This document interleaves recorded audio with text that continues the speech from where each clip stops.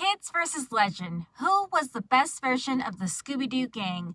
Scooby-Doo is one of the longest-running franchises in animation history, which means something incredible happened. At some point, Hollywood said, what if they were, smaller? Listen in with Lindsay. Hey guys, welcome to today's episode of Listen In with Lindsay. I'm your host, Lindsay, an award-winning singer and voice actress who loves talking all things music, cartoons, TV, anime with you. If you do enjoy my content, don't forget to like, share, subscribe, and comment to keep up to date with all of the fun. Okay, so in 1988, A Pup Named Scooby-Doo premiered, a bright, chaotic, fourth wall-breaking reimagining of Mystery Inc. as children. It was so fun. And ever since then, fans have argued. Were the kids better than the originals? Something to think about. Not stronger, not smarter, not cooler, but better characters. You know what I mean? Today, we're settling it once and for all. But first, a quick word from our sponsors. This episode is sponsored by me. My creativity, vision, and drive to create wonderful, glorious kids content for the next generation. My current project is a preschool sing-along starring a giraffe named Gigi who sings and plays with all her colorful preschool pals. We have 13 fun kids songs available to download and stream. Guys, we even have fun vinyls and CDs. If you have a little one that needs some color and music in their life, then head on over to elrodco.com/GGbrand. That's elrodco.com/GGbrand. Enjoy! All right, let's get into it now. We're analyzing Fred, Daphne, Velma, Shaggy, and Scooby across personality, competence, comedy, narrative role, and pure Scooby-Doo energy. And at the end of each section, we crown a winner. Now let's go through the two eras, shall we? We have classic Scooby-Doo, and it's laid out in a mystery format. The characters are archetypes, I should say. And then comedy comes from repetition and timing. There's more plot over personality. In A Pup Named Scooby-Doo, it's loud, meta, exaggerated. The characters are caricatures, and comedy comes from chaos. There's more personality over plot. This isn't just adult versus kid. It's procedural versus parody. Now let's get into character number 1, Fred Jones himself. Let's go to classic Fred. Fred is the leader, the planner, the guy who makes all the traps. His personality traits include confidence, determination, an alarming enthusiasm for splitting up. It's like in every episode. Fred exists to move the plot forward. But here's the thing. Classic Fred has almost no internal life. He doesn't doubt, he doesn't grow, he doesn't learn. He is a walking blueprint. Now his strengths. He's hyper-competent, reliable. He's the iconic leader. He has that presence, you know what I mean? His weaknesses. Emotionally vacant, occasionally oblivious, has never met a problem he didn't try to net. Pup Named Fred. Let's get into it. Kid Fred is, a menace. He's loud, he's bossy, he's stubborn, oh so very stubborn. He's convinced he's right at all times. Most importantly, he is wrong constantly. Kid Fred accuses red herring of everything. Aliens, ghosts, missing sandwiches, the concept of crime. And this is kind of brilliant because A Pup Named Scooby-Doo Fred has flaws. He has obsessions. He has a character arc. He's a satire of leadership itself. Now, the Fred verdict. Best leader? Classic Fred. Best character? Pup Named Scooby-Doo Fred. The winner? A Pup Named Scooby-Doo Fred. Hooray! He's funnier, more memorable, and accidentally one of the best parodies of authority in 80s animation. Let's get to character number 2, Daphne Blake herself. Okay, so classic Daphne. Early Daphne is stylish, obviously, wealthy, naturally, and she's frequently kidnapped. Her job description was essentially, be here so something can happen. In the later series, that fixed it.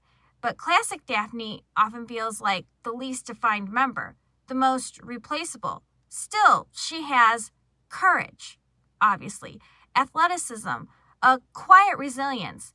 Pup Named Scooby-Doo Daphne. Kid Daphne is unhinged. She is dramatic, overconfident, a walking fashion emergency. But not really. I liked her clothes.